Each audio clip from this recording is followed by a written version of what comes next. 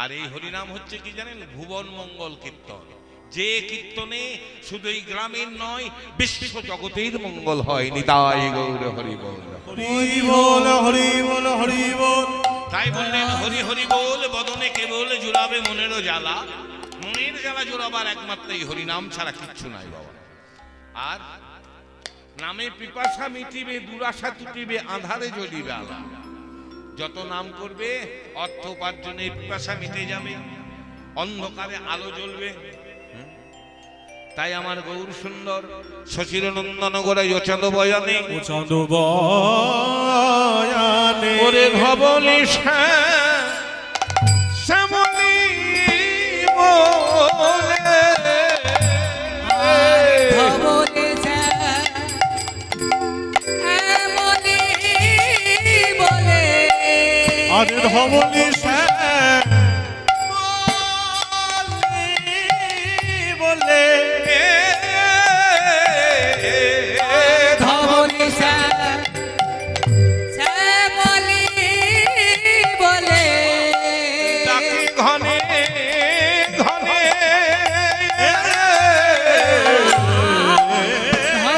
ধবলি বলে বলে, আরে ডাকে ঘনে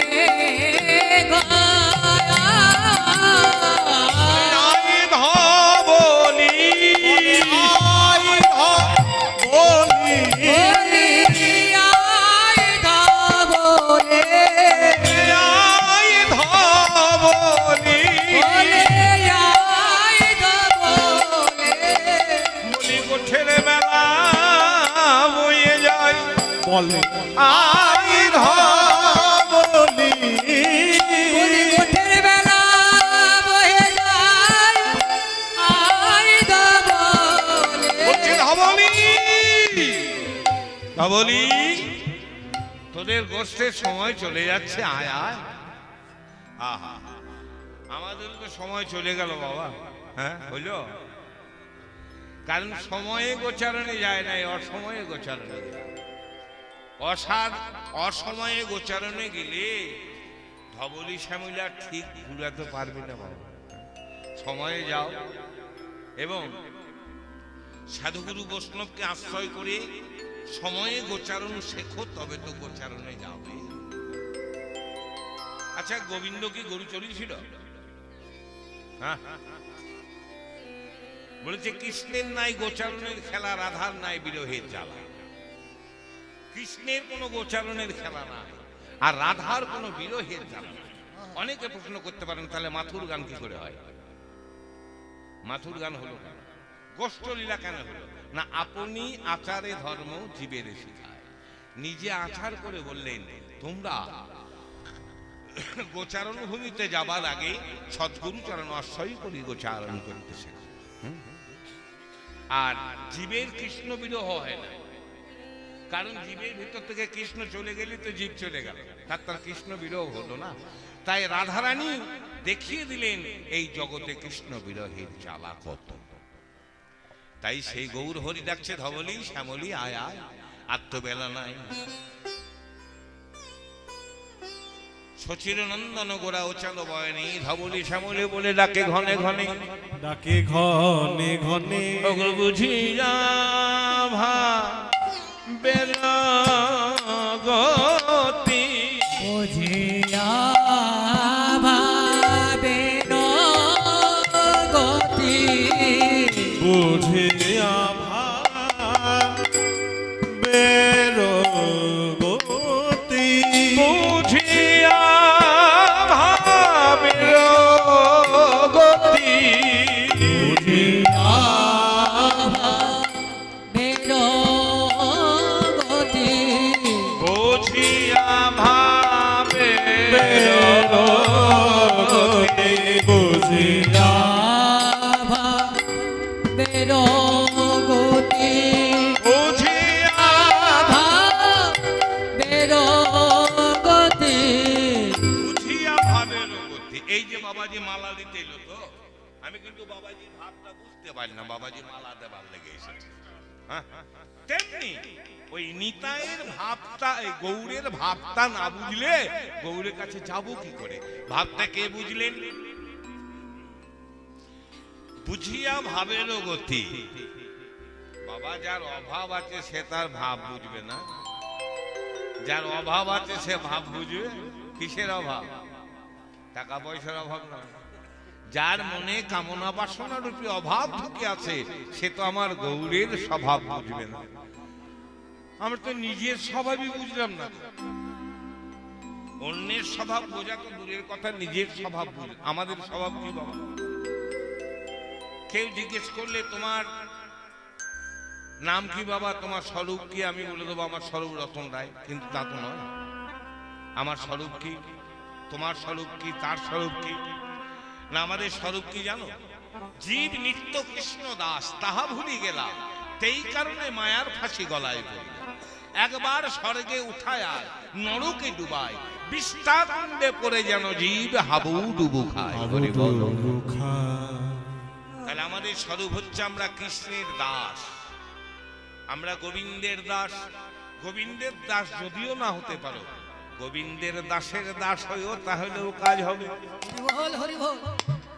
গোবিন্দের দাসের দাস হলেও কাজ হবে।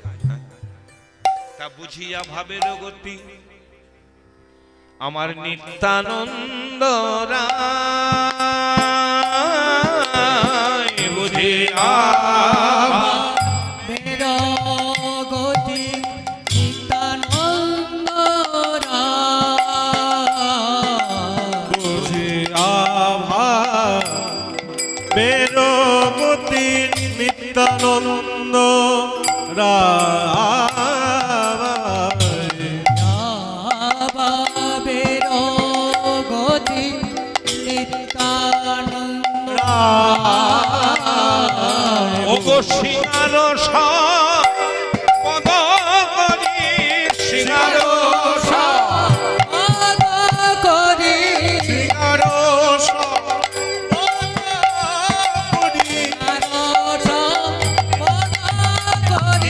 বদন বাজাই রে, সিংহার বদন বাজাই সিংহার ধ্বনি বাজাইতে লাগিল, সিংহায় অনুরূপে বাজাইতে লাগিল।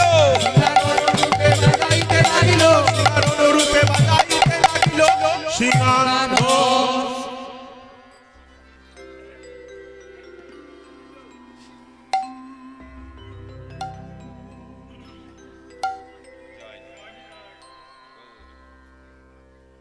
খালি নিতাই সিংহার শব্দ করে বদন বাজায়, কারণ নিতাই তার সিংহা নাই। সিংহা তো বলো না মেন, নিতাই নিতাই অবতারে কিন্তু সিংহা নাই বাবা, সিংহা আছে বলরামের। সেই ভাবটি মনে পড়ায় বদন বাজাচ্ছে। মা নিতাই যখন বজন বাজাচ্ছে না, ব্রজের বলাই যেমন তোতা ছিল, নিতাইও তো তেমনি একটু তোতলা হবে। তা নিতাই যখন বদন বাজাচ্ছে, পদকর্তা বলছে নিতাইয়ের মুখ নয় যেন বিধুরে, মুখ নয় যেন বিধুরে, মুখ নয় যেন বিধুরে, যেন বিধুরে। দেখো বুক বেয়ে পরে লালা বুক, নিতাইয়ের বুক বেয়ে পরে লালা। মা বলছে নিতাইয়ের মুখ নয় যেন বিধুরে, নিতাইয়ের বদন তো নয় যেন মনে হচ্ছে বিধু মানে চাঁদ, নিতাইয়ের মুখ নয় যেন বিধুরে। আহা, আমাদের চাঁদ বদন গুলা কোথা গেল বাবা? চাঁদ বদন তো আমাদের সবার ছিল, ছিল না? যখন পূর্ণ যৌবনে পদার্পণ করলাম তখন কতজনে হাঁ করে তাকিয়ে থাকতো, হ্যাঁ? কিন্তু আজ আর কেউ দেখে না, আজ আর কেউ চাই না। কেন চাই না? আজকে তাল টুকরো হয়ে গেল, হ্যাঁ? কেন হলো? যদি তোমার মাটির মেঝেতে বাবা ইঁদুর লাগে, দেখবে ইঁদুর মাটি কেটে কেটে এমন ফাঁকা করে দিয়েছে না, পা বললেই বসে যাও। বেশি বলবো না, একটা বুঝে নিতে হবে। এইরকম বাবা পা পড়লো মানে ফাঁকা হলো, আর তাল তবরা বদনে বসে গেল। কিন্তু নিতাইয়ের মুখ নয় যেন বিধুরে, মোহগ নয় যেন বিধুরে, নিতাইয়ের মুখ নয় যেন বিধুরে, মুখ বেয়ে পরে লালা শ্বেত কমলের মধুরে, তার মুখ বেয়ে পরে লালা শ্বেত কমলের মধুরে, মধু ঝরেছে, মধু ঝরিছে যেন মধু ঝরিছে, যেন মধু ঝরিছে। নিতাইয়ের চাঁদ বদন থেকে যেন মধু ঝরছে। বলছে নিতাইয়ের মুখ নয় যেন বিধুরে, বুক বেয়ে পড়ে লালা শ্বেত কমলের মধুরে। মানে একটা সাদা পদ্ম ফুলের যখন মধু ঝরে না, নিতাইয়ের মুখটা ঠিক তদ্রূপ। আর আমাদের এই জগতে বাবা লুলো খেপা যদি কেউ হয়, আর তার যদি মুখে লাল পড়ে দেবে, কিন্তু নিতাইয়ের মুখ থেকে যখন লালা পড়ছে, আর দেখবেন তোতা মানুষের লালা খালি বেশি পড়ে না, তোতলা মানুষের লালা বেশি পড়ে। হ্যাঁ, তা নিতাইয়ের যখন মধু ঝরছে মনে হচ্ছে লালা নয় যেন মধু। কিসের মধু? না শ্বেত কমলের মধু, যেন সাদা পদ্ম ফুলের মধু। নিতাইয়ের মুখ নয় যেন বিধুরে, বুক বেয়ে পড়ে লালা শ্বেত কমলের মধুরে। তাই বুঝি আভা বেরগতি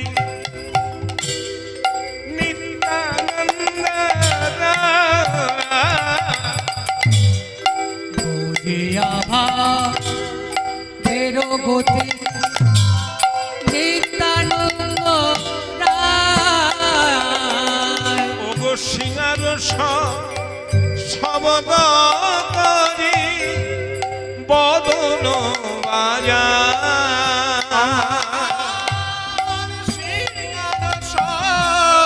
বদ করি বদন বাজায় আর সিংহারস বধ করি বদন বাজায়। বদনে বাজাইতে লাগিল, বাজাইতে লাগিল, বাজাইতে লাগিল, বদন বাজাইতে লাগিল, বদন বাজাইতে লাগিল, বদন বাজাইতে লাগিল, বাজাইতে লাগিল, বাজাইতে লাগিল, বদন বাজাইতে লাগিল।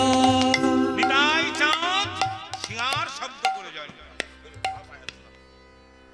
বাজাইতে লাগিল।